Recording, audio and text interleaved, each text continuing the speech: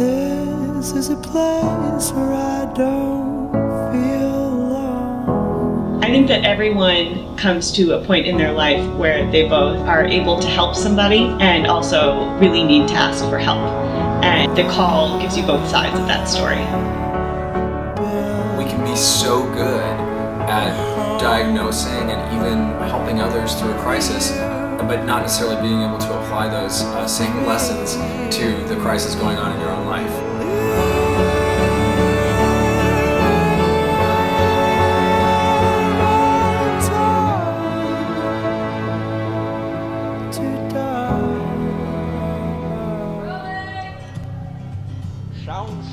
I am Rafa.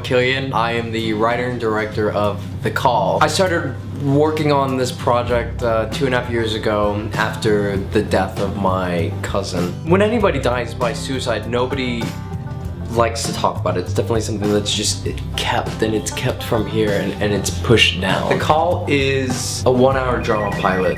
It is a crisis center in crisis, a family in crisis. Lorraine Parker is the lead character. She's a workaholic executive director at a Phoenix crisis call-in center. We definitely see two sides of her. She can't handle the crisis under her own roof. The thing that I find really interesting about The Call is that it's a format that may be similar, but the content, I think, is totally unique. This does bring up those issues, and those are deep-seated, deep-feeling issues, but it does it in a charming sort of way. He's touching on something that only people of his youth could approach.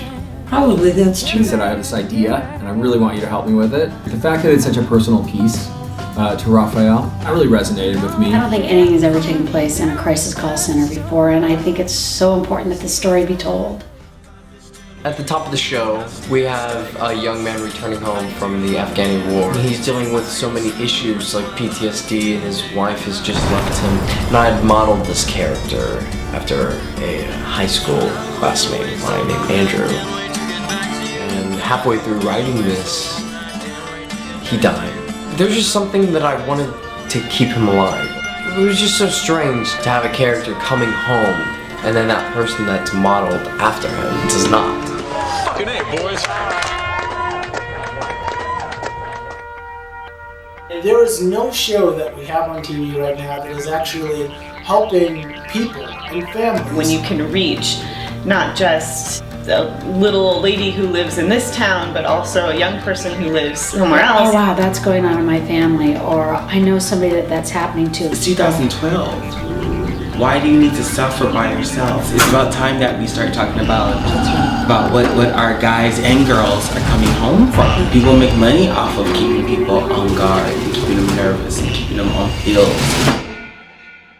We're taking out the fluff. We're taking out the kumbayas and stuff. Bringing it real. We're bringing it real. And you're not alone. We start shooting in about 15 days, and I need your help. This story really needs to be told, and in order for us to tell it, we need to reach our funding goals. Go to Coinstar. It's really true. Give us the coins and we'll go to Coinstar. Winning! Cut. We've pulled so many favors. We have so many great friends. You will see this money put to good use. Don't look this video over. I cannot do this without you. And did I forget to say this? Thank you. Bring us to kind of look past that. Look past all of that and see what's on the plate. Whether you've been in Iraq or whether you're taking care of 8 kids, no one's playing small. Somebody can change somebody's course for the better.